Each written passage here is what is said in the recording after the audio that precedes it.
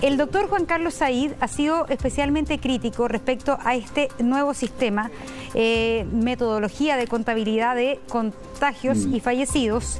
A ver, cuando hablamos de 2.648 fallecidos en el país, según su visión, doctor Said, ¿habría muchos más? Es muy probable que haya una subnotificación. Contar fallecidos no es fácil, es un proceso que ha sido complejo en distintos países porque se requiere una precisión respecto a la enfermedad por la cual falleció este paciente, que muchas veces fallece, por ejemplo, en un hogar, fallece en su casa, y eso ha generado complejidades. Para evitar que haya subreporte, la OMS propuso ciertos criterios en los cuales se considera no solo el que haya un examen PCR positivo, sino también criterios clínicos y otros exámenes que permitan decir si un paciente falleció con coronavirus y incluirlo en el cómputo final de fallecidos. El gobierno hizo algo positivo, que fue sumar al registro civil. Eso es bueno y hay que felicitarlo. Lo negativo de esto fue insistir en la necesidad de una PCR positiva.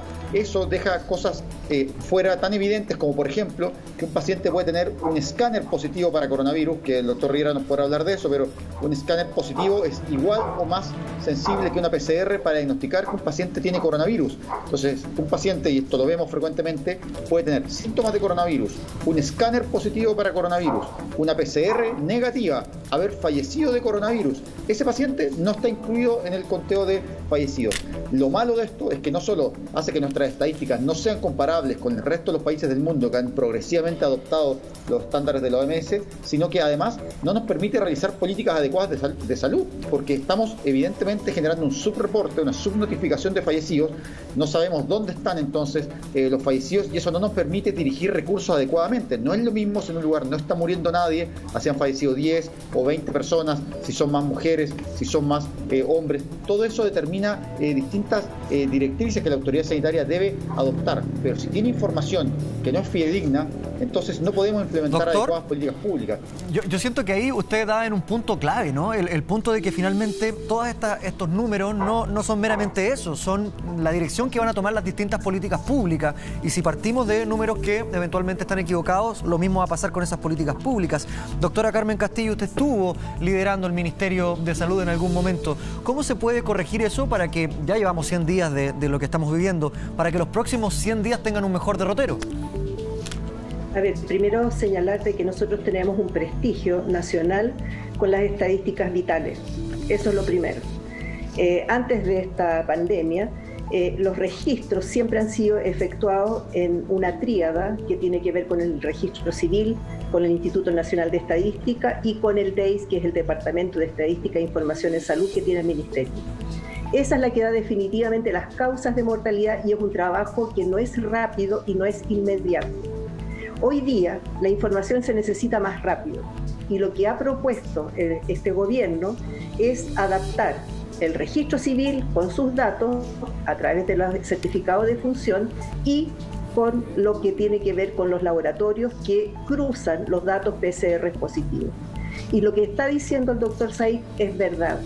En este momento va a haber, lo más probable, alteraciones del registro definitivo, pero si uno quiere tener datos diarios de información, están haciendo un cruce que no es el definitivo. ¿Cuál es el nivel de esa alteración, la información O sea, ¿el nivel de esa alteración puede ser una diferencia abismante o va a ser un marginal?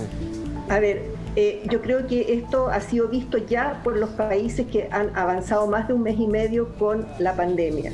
Estamos viendo que han hecho correcciones de sus fallecimientos. Hemos visto China, hemos visto Italia, España, que están haciendo adaptación nueva de los casos que fallecieron. Y por eso es tan importante tener la certeza de que esto es un dato estimado, que no es el definitivo. Por lo tanto, tiene razón el doctor Said. Lo más probable es que todos los expertos que quieren ayudar, que quieren hacer otras mesas, quieren dar a conocer también sus aprehensiones. Y esto hay que trabajarlo de frente, transparentemente, pero asegurando de que estos datos van a tener que después tener una corrección definitiva. Y le pregunto entonces al doctor Rivera, para que el sistema de conteo que actualmente está implementando el gobierno fuera completo, habría que incluir, aunque no sea diariamente, pero al menos semanalmente, esos otros casos que señala el doctor Said, porque todos sabemos que hoy día la PCR, veíamos ahí a 2 personas que no se la han tomado. No se demora 4 días, no se demora 5 días, hoy día se están demorando 20 días en algunas partes. Entonces, para que el sistema fuese completo, debiera el gobierno integrar esos otros casos que son, por ejemplo, un coronavirus diagnosticado por un escáner o una persona que muere en un hogar de ancianos con síntomas compatibles con el coronavirus, por ejemplo. A ver, Monse, hay una cosa que es muy clara. La OMS dio una serie de normas para establecer cómo incluir a los fallecidos por COVID-19. Y entre ellas dice que toda persona que fallece con un PCR positivo es un fallecimiento por COVID. Pero también, tal como lo dijo muy bien el doctor Said, y aprovecho de saludarlo muy especialmente, así como la doctora Castillo, dijo muy bien, también existe, como lo había dicho el Ministerio, si el Ministerio hace algunas semanas lo incluyó como caso probable o probablemente un caso altamente sospechoso, aquella persona que tiene un escáner, imágenes de coronavirus positivo, es decir, el escáner es capaz de decir que en estos momentos, que no hay circulación de otros virus, y ese paciente tiene un COVID positivo, tiene un SARS-CoV-2 positivo. Por lo tanto, toda persona que fallece en estos momentos, aunque no tenga el PCR, aunque no tenga el examen hecho o no haya llegado, debiera incluirse como fallecido por COVID. El Ministerio corrigió antiguamente cuando el examen de PCR llegaba 4, 5, 6, 7 días después y el paciente ya estaba fallecido, no se corregía la cifra y de ahí salieron los 600 y tantos en exceso de mortalidad. Pero falta corregir eso y la OMS es muy clara. Esos pacientes también son COVID positivo, probablemente vamos a tener más adelante una corrección que van a haber más fallecidos de los que se están diciendo que fallecen hoy día. Pero habitualmente esto se va corrigiendo también en el promedio. Estamos viendo que todos estos días tenemos 170, 150 o más, y eso va a ser la tónica de estos días porque estamos siguiendo teniendo una cantidad de contagiados tremendamente alto, y ese es el problema principal. Doctor, justo le iba a preguntar lo mismo. Mire, estamos coordinados. Hay una mosca aquí dando vueltas. Justo estamos coordinados, doctor, porque le iba a preguntar, mucho se habla del pic. ¿Estamos efectivamente en el momento más álgido de lo que manifiesta el coronavirus en Chile, o julio se viene igualmente peligroso? Felipe Rivera, Juan Carlos Said, la doctora Carmen Castillo. Le habíamos dejado formulada la pregunta, creo que era el doctor Felipe Rivera, ¿no? Sí, al doctor Rivera. Al doctor Rivera, sí, respecto al famoso PIC. Porque hoy día y varias semanas llevamos escuchando que nos enfrentaremos o estamos viviendo las semanas más difíciles. Yo sé que es súper difícil hacer una predicción, pero si uno ve cómo operan los virus, cómo es el ciclo de la influenza, lo que sea, ¿cuántas semanas tendríamos ya en esta situación con este nivel de 5.000, 6.000 nuevos contagios diarios, doctor Rivera? A ver, lamentablemente, Monse, nosotros vamos a poder saber que este era el pico cuando miremos hacia atrás y veamos que los casos empiezan a bajar. Pero lamentablemente también, lo que sí sabemos es que este va a ser unas semanas terriblemente álgidas y tremendamente tenebrosas. Y uso esa palabra con toda seguridad porque vemos que la cantidad de contagiados sigue, y lo dijo hoy día el ministro. Tenemos un 10% posibilidad de pacientes que se hospitalizan, un 5% que llegan a la UCI. O sea, si 5.000 pacientes diarios siguen habiendo, tenemos por lo menos 2 a 3 semanas, toda vez que todas las cosas que estamos haciendo, las cuarentenas y todo lo que estamos haciendo para evitar esto, empiezan a funcionar 2 o 3 semanas, que hasta el momento todo lo que hemos hecho en ese sentido ha fracasado, porque a pesar de la cuarentena ya un mes en Santiago, de todo lo que hemos hablado hace 3 meses, seguimos teniendo esta cantidad tan alta de pacientes contagiados. Por lo tanto, al menos tenemos 2 a 3 semanas de gran preocupación, de gran angustia y de gran cantidad de fallecidos. Doctor Said, en base a esas mismas cifras se ha puesto en tela de juicio el sistema, ¿no?, de las cuarentenas. A partir de hoy vamos a estar prácticamente la mitad de los chilenos y chilenas confinados, 9 millones aproximadamente. ¿Usted siente que es un sistema que está dando el resultado que se pretendía, o estamos al debe en cuanto a las cuarentenas? Yo creo que la efectividad de las cuarentenas depende efectivamente de dos cosas. Una, de la fiscalización, es decir, que tanto se fiscaliza el cumplimiento, que efectivamente las personas cumplan con la cuarentena, que no se dé una excesiva cantidad de permisos, pero también de la agenda social.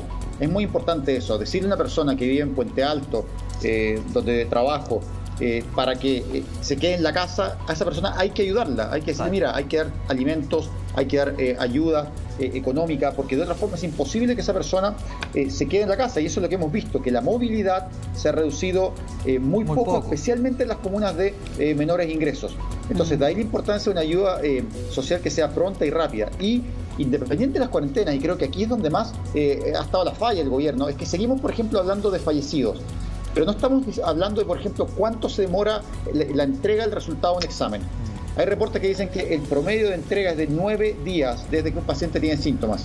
Y que un grupo importante de pacientes, que podría ser tanto como un 20%, reciben el resultado de su examen 14 días después de que comenzaron con los síntomas. Es decir, es un examen que no está teniendo ninguna utilidad porque no es entregado a tiempo. ¿Y eso qué hace? Eso hace que la estrategia de las cuarentenas no sea efectiva, porque no nos permite diagnosticar rápido, ubicar rápidamente a los contactos y aislar a los enfermos y a los contactos. Y creo que ahí es donde el gobierno debería poner toda su energía, y que dejemos de tener discusiones respecto a los fallecidos, y nos enfoquemos en lo que hay que hacer. ¿Qué tan rápido estamos entregando los exámenes? ¿Qué tan rápido estamos aislando a los enfermos? ¿Qué tan rápido estamos ubicando los contactos? Esos son los temas que importan, claro. Y que yo lamento un poco que se hayan perdido un poco de la discusión, y que sigamos hablando, por ejemplo, el número de fallecidos. Claro, porque o también lo que se habla hoy día es qué comunas entran en cuarentenas, cuáles se levantan las cuarentenas, y está el ejemplo que ponía el doctor Rivera también. Santiago, cuarentena total hace 27 días, pero la comuna, específicamente la comuna de Santiago Centro, llevan 14 semanas en cuarentena, 13 semanas en cuarentena. Y la verdad es que ahí no ha habido ni un cambio significativo. Entonces, está pasando que hay muy poca adhesión de las personas a la cuarentena por razones económicas, pero tampoco porque se perciba que hay un resultado efectivo en la disminución de casos, doctora Castillo.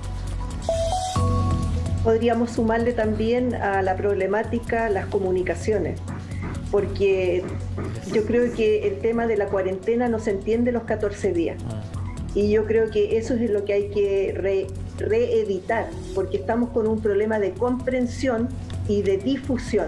Las dos partes en este momento no logran entender lo complicado que es. Cuando tú te tomas el examen, tienes que aislarte, tienes que quedarte en casa, tienes que tratarte como si fueras positivo hasta que recibas el resultado.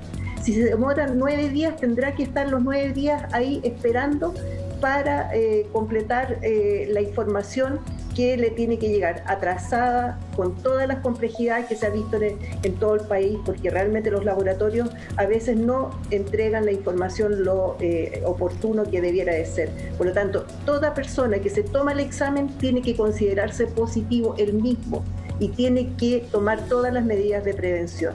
Y eso es importante. Importante aclaración. Queremos agradecerle a los tres doctores la gentileza de haber conversado con nosotros. Doctora Carmen Castillo, doctor Juan Carlos Said, doctor Felipe Rivera. Muchas gracias.